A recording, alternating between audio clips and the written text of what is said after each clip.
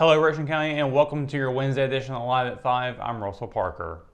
In an effort to continue mending the strained relationships with the cities and towns caused 2 years ago, the Richmond County Board of Commissioners this month unanimously approved the establishment of a municipal grant fund.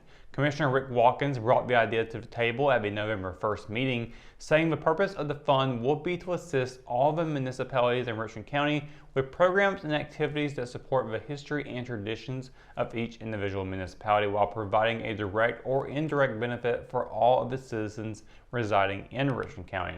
Watkins proposed that the fund consist of $728,910, a figure he said came about through mediation, adding that it will come through sales tax revenues and become a part of the annual budget. In 2020, the Board of Commissioners at the time, including Watkins, Tavares Bostic, and Don Bryant, voted to change the method of sales tax allocation from per capita, which is based on population, to ad valorem, which is based on property values. The measure was met with opposition from the municipalities. The government finally reached a resolution in mid-2021. Several Richmond County bikers made the trip across the PD River on Saturday to help provide toys for kids in Anson County. The annual Toys for Tots ride is hosted by the Rockingham chapter of Playas Elite Motorcycle Club, and this year's event was in memory of the club's late president, William Bugga Sturtevant. His mother, Vancine, is the coordinator for Anson County Toys for Tots. In addition to the leaders and members of the Carolina Motorcycle Charity Rider Association, there were also bikers from Carthage, Jackson Springs, Laurinburg, and Chesterfield, South Carolina, supporting the cause. Clerk of Superior Court Vicki Daniel introduced Robert McCrae, owner of Over the Rainbow Child Development Center, who made a $500 donation to the cause in Bugga's memory. When we return, we have another special edition of Richmond Observes with host C.F. McDowell III and guest Marty Goodman. It's coming up after the break, so stay tuned.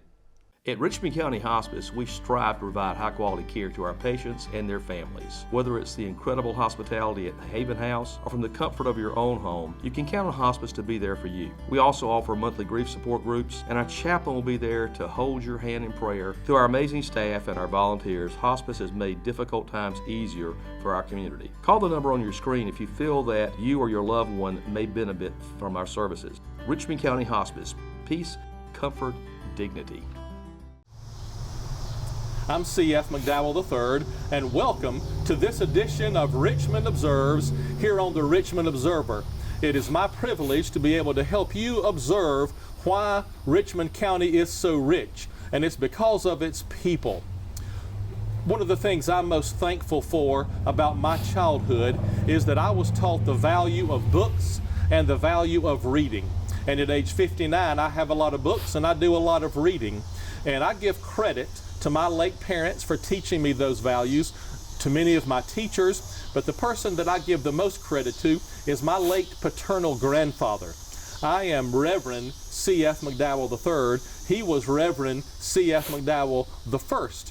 And I spent a lot of time with him as a child, and I was always fascinated by the many books that lined the walls of his pastor's study. And today I have many of those books. And through the years, I have enjoyed meeting authors and getting them to sign their books. And I have found someone right here in Richmond County who published a book just last year in 2021. She grew up in Ellerby. She's a resident of Rockingham, and she is Marty Goodman. Marty, thank you for being my guest on this edition of Richmond Observes. And thank you for hosting us and hosting this conversation here at your home. I ask you the most important question of our conversation, and that is, who is Marty Goodman? I was born in Texas to parents who were residents of Richmond County, but my father was in the Air Force. And just before I started to school, they separated and divorced, so they both came back to Richmond County. And I've lived here since. I went to Ellerby School for 12 years when there was no kindergarten, so no 13 years. I have a bachelor's degree in English from East Carolina University and a master's degree in library science from the University of North Carolina at Greensboro. I taught for 15 years in Ellerby, and I taught 15 years at L.J. Bell, about 3 blocks over. After I retired, I taught 7 years in Laurel Hill, and then came back to Richmond County to do some interims for about 3 years. Okay. I'm married to Steve Goodman, whose family, the Goodmans, are all here in Richmond County, but he actually grew up in Wadesboro. But he's been back over here more than 40 years. Okay, so Richmond County is home to both of you. Yes. At this point. I mentioned that Marty published a book last year. Her book is entitled Learning by Doing, the Annotated Scrapbook of the LRB School, 1920 to 1949. And Marty, please talk about what it's like to publish a book, the research, the writing, the organizing, getting it published. Please talk about that for a moment. I started researching this about 30 years ago when I was supposed to be writing my master's thesis. I got interested in it and I worked on it off and on, but this was before the internet. So I traveled places. I spent a lot of time at the Wilson Library at Chapel Hill. I interviewed people. It was before computers, so I used a dictaphone and typed out the interviews that I did. I wrote letters. I went to Hickory. I went to several places, but I went to Hickory where one of the main characters in the story was from, it's not a story, it's a true story, was from, and talked to people there and got some information there. And then over time, just as things came along, I collected them and I kind of put it aside, but it was a lot of information. And occasionally I would give a little talk at some group or something about it, but it was a big blue box full of information. So during COVID, I thought, now's the time. Do something with this, because when you die, somebody's going to throw that big blue box away. So I decided first to organize it, which had always been my problem of how to start, and it occurred to me year by year. So I organized everything year by year, and I didn't want to write a book, and that's why I call it an annotated scrapbook. I wanted to show people what there was about the school that made it so famous in those years. So I got it organized, and then I had to look for publishers. That was hard. Most self-publishing companies want to print the books and mail them to you, and you take care of it. And I figured most people who wanted to read it would not be here in Richmond County. They've long since gone on. So finally I ended up with Kindle Direct Publishing. They publish as they're ordered through Amazon, and I didn't have to deal with any books unless I wanted some for like a book signing I did for the Richmond Observer or something like that. So I settled on them, and then I realized you don't just send them a manuscript. You have to have it formatted for the Kindle publication. So there is a website called Fiverr where you can find somebody who can do anything. Graphic arts, advertising, formatting, and I found a young woman in Pakistan, and she formatted the book for me, and actually on Zoom taught me how to format it so that when I made changes after I finished with her, then I could make my own changes to it. So once that was done, I was able to I had copyright. A lot of the places where I got the information were gone, out of business, combined with other businesses. So I spent a lot of time and money getting copyright. That is an expensive proposition. But finally I felt like I could publish without being sued. So I hit the publish button and it was gone. And that's how I wrote a book. Okay. Well, how fascinating. Well, can we call this your first book or your only book?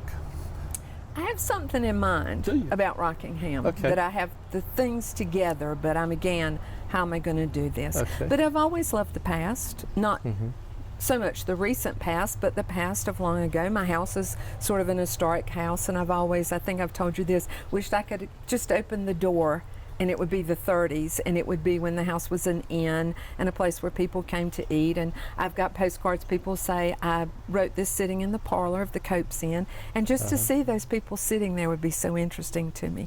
And I love to know about the lives of other people.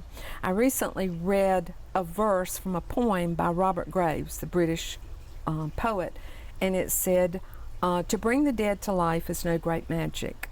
Few are wholly dead. Blow on the embers of a dead man and a live flame will start.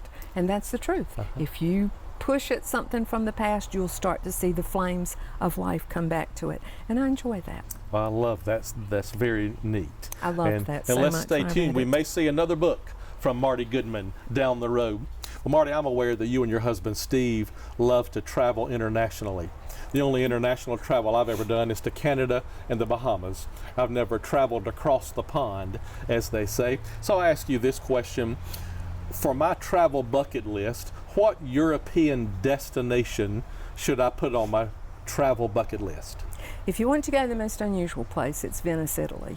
You Venice, know there are Italy. no cars Okay. there, you know there are no bicycles, but it's hard to imagine a life that takes place on the water.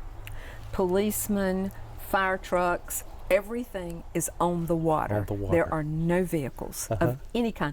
I've never even seen anybody much pushing a baby carriage because there's so many bridges to go up Okay. and down. I would say that. Okay. And the last question, what is the best food or the best dish you've had traveling internationally? Real tiramisu. Real tiramisu. Not what we make here, but the real thing Okay. is very good. Okay. I've taken several classes to learn to make it, so Okay. yeah. Well, thank you for being my guest on this edition of Richmond Observes. Thank you for hosting us here. And I was going to see if you might be willing to personalize my book I surely will. today. Thank you. Thank you for that. And thanks to all of you for tuning in to this edition of Richmond Observes. And I give thanks to my cameraman and my executive producer, Russell Parker. And I remind you what my late friend Jimmy G of Columbus County loved to say, and that is, give a smile away every day. And I'll see you next time. McNair Auto Sales is the place to buy your pre-owned car, truck, or van. To be the best, it takes big selection, friendly staff, and great pricing. We guarantee a no-hassle buying experience, and financing is available right on site. So come see us today. We're located at 1026 East Broad Avenue in Rockingham. And remember, with over 40 years of experience, you know McNair is the name you can trust. And welcome to your Live 5 Weather Report, Richmond County. I hope your Wednesday is going well. We are just less than 24 hours actually from Turkey Day. Thanksgiving Day is tomorrow, of course. And temperatures are looking pretty good for tomorrow. We'll get back here in just a moment because today rather, it's been really nice. I really didn't even need a jacket. I wore one anyways, but really I took it off immediately after I got out of my car today. And looking at tonight, we're going to be seeing temperatures hanging around the 50s and 40s, so not too cold as we've seen in the past couple of days. 6 o'clock, 56 degrees, 10 o'clock, 49. We got some clouds out for tonight. Sunset will be at 5:09 p.m. and there'll be a new moon phase out tonight as well. Taking a look at the forecast for Thanksgiving Day Thursday, we've got plenty of 60s going around for tomorrow. Really nice. As I said yesterday, great time to get the kids out of the house while you cook. Looking at for Cumberland County, a high of 64, a low of 54. Hope County, a high of 63 and a low of 53. Robeson County, a high of 66 and a low of 57. And Scotland County at a high of 64 and a low of 55. Up at Moore County, a high of 62, low of 52. Richmond County here will be seeing a high of 63 and a low of 53.